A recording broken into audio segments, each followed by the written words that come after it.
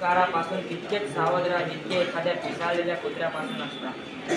या वाक्याचा असा अर्थ आहे की एखाद्या पिसाळलेल्या कुत्र्या म्हणजे आपण जे वाईट संगत आहे ते वाईट संगतीत लागू नये। आपलं मन एकाग्र करा की जेवढं आपण हे बसतो पाठांतर करणं कीर्तन शाळेचा अभ्यास आपला तर होत नाही तर आपण इकडे तिकडे आपलं मन रंगत चला खेळायला टी व्ही बघायला। तर त्या वाक्यातनं असंच आहे की पिसाळलेल्या कुत्र्यापासून असतं अहंकारापासून तितकेच सावधान जितके एखाद्या पिसाळलेल्या कुत्र्यापासून असते।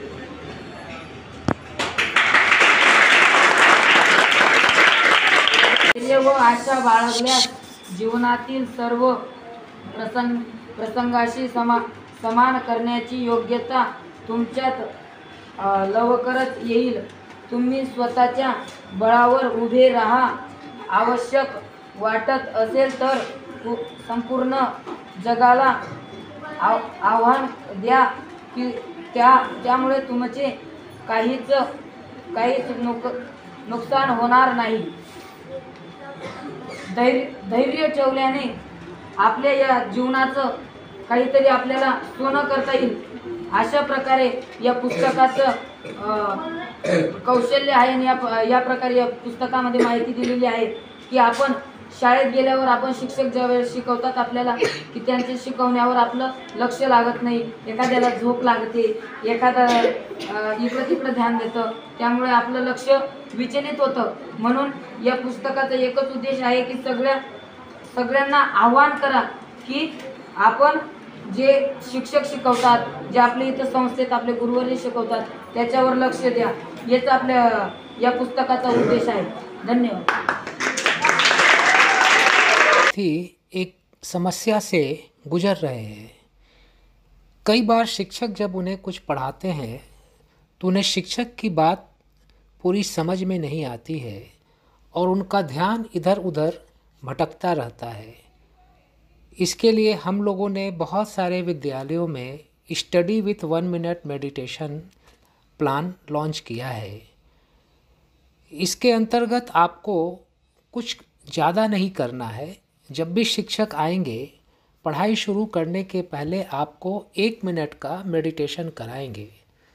मैं आपको 1 मिनट का मेडिटेशन कराता हूँ। आप 1 मिनट मेडिटेशन के लिए तैयार हैं, हाँ या ना?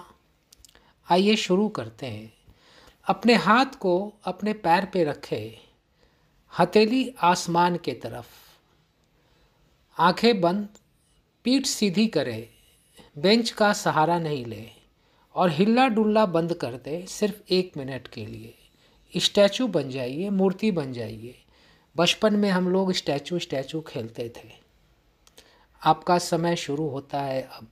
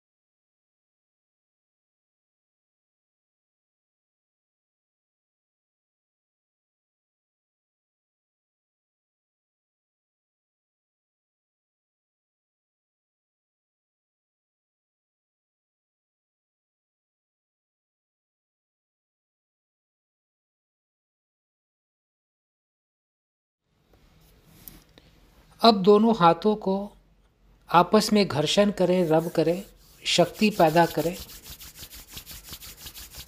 और अपने हथेली को चेहरे पर रखें और अपनी आँखों को हथेली के अंदर खोलें और बंद करें, फिर खोलें और अपनी हथेली को धीरे से अपने पैर पे रख लें। आपका मन कुछ शांत हुआ?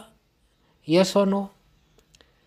अब इस शांत मन से आप जब भी शिक्षक की बात सुनेंगे, शिक्षक की बात आपको ज़्यादा समझ में आएगी और आपके मेमोरी में स्टोर हो जाएगी।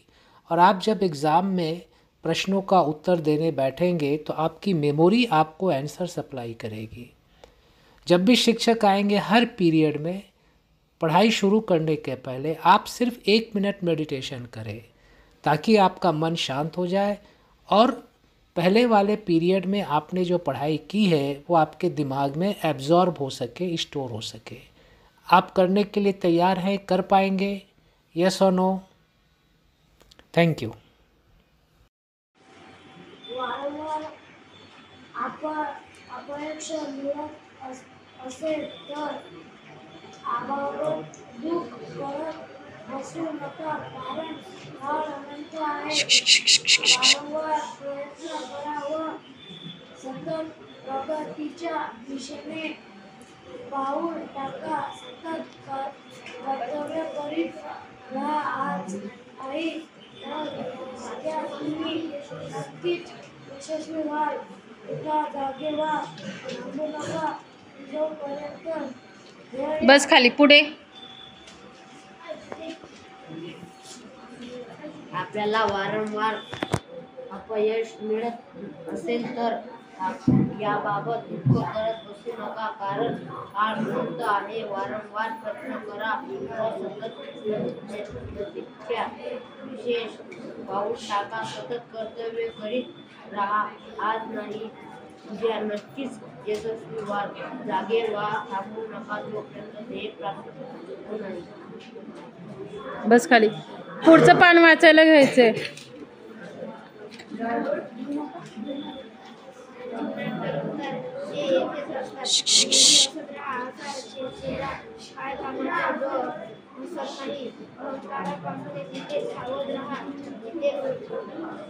एखाद्या पिसाळ्याच्या मुद्द्यापासून असतात प्रत्यक्षात व संधीचा उपयोग करून घ्या. पुस्तकात लक्ष द्यायचंय. आहे आणि काळ वेगाने पुढे जात आहे, म्हणून आपल्या संपूर्ण आत्मबळाने कामाला लागा. तेव्हाच तुम्ही ध्येय गाठू शकाल.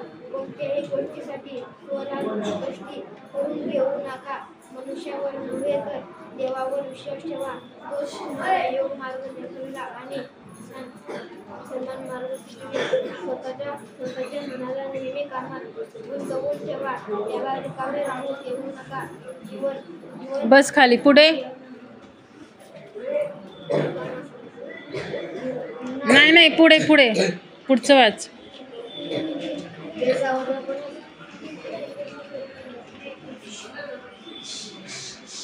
जीवन घाबरण्याने जगा तुमच्या समोर मित्रमैत्रीचे महान कार्य आहे आणि वेळ फारच थोडा आहे. बेसाधारणपणे जर तुम्ही नको त्या गोष्टीत बस खाली. पुढे वाच. गोष्टीत गुंतून राहिला तर तुम्हाला दुःखी व्हावे लागेल आणि अधिकच वाईट स्थितीत जाऊन पोचाल. धैर्य व आशा बाळगल्यास जीवनातील सर्व प्रसंगाशी सामना करण्याची योग्यता तुमच्यात लवकरच येईल. तुम्ही स्वतःच्या बळावर उभे राहा. आवश्यक वाटत असेल तर संपूर्ण जगाला आव्हान द्या. यामुळे तुमचे काहीच नुकसान होणार नाही. थोर व्यक्ती हे सदैव एकाकी वाटचाल करील आला आहे आणि या एकाकी प्रयत्नामुळेच ते फार दूर पर्यंत पोहोचले आहेत. एकाकीपणे चालत त्यांनी स्वतःच्या बळावर जगातील महान कार्य संपन्न केले आहेत. याकरिता त्यांना केवळ स्वतःच्या अंतराळण्याची प्रेरणा प्राप्त झाली आहे. आपल्या आंतरिक सुखाने ते नेहमीच प्रफुल्लित झाले आहे. दुसऱ्यांनी येऊन आमचे दुःख दूर करावे अशी आशा कधीच बाळगली नाही. स्वतःच्या वृत्तीमध्येच त्यांनी आपला आश्रय शोधला आहे. एकटेपणा हेच जीवनाचे सत्य होय, परंतु एकटेपणापासून घाबरणे, रागा करणे, कर्तव्य पथावरून विचलित होणे हे महापाप होय. एकटेपणा हे आपल्या स्वतःच्या अंतर्गत लपलेल्या महान शक्तींना विकसित करणारे एक साधन आहे. स्वतःवरच अवलंबून राहिलेल्या तुम्ही आपल्या श्रेष्ठतम शक्तींना प्रकाशात आणू शकता. क्षणभरासाठी आपण असे मानले की आपल्याच एखाद्या नादलगाने तुम्हाला त्रास दिला व तुमचे अंतःकरण दुखावले तर काय तुम्ही या दुःखद गोष्टीचाच उहापोह करीत राहाल? त्या कष्टप्रद अभिप्राय प्रसंगांना विसरून जा आणि स्वतःच्या मनाला शुभ कर्मांमध्ये केंद्रित करा. चिंतेपासून मुक्त होण्याचा उत्तम उपाय दुःखांना विसरणे हाच आहे. बस खाली पुढे. ऐकत नाही, दुसऱ्यांना सांगून बघतो, परंतु काही प्रमाणे होत नाही. अशा बोलण्याने स्वतःकडे बघावे. आत्मनिश्चित केल्यापेक्षा त्याची चेची आस करते. मुलेही बोलू नका, कधी बोलाल तर कार्य करील वा थोड्या दिवसात असे दिसून येते की लोक पुन्हा सावकाश तुमच्याकडे आकर्षित होत आहेत. म्हणून बोला कधी परंतु उत्कृष्ट अधिक करा, कारण बोलण्याचा प्रभाव हा क्षणिक असतो तर सत्याचा प्रभाव कामाचा असतो. मनुष्यामध्ये एखाद्या कामाचा जर ध्यास असला तर तो इतरांकडून 100 पट कामे करून घेतो आणि इतर जास्त काम करून घेतात. ही आश्चर्य वाटते.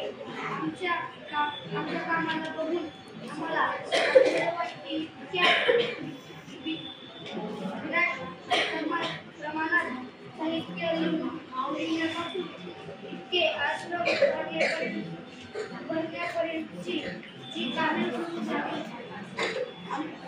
त्या पूर्ण जगाच्या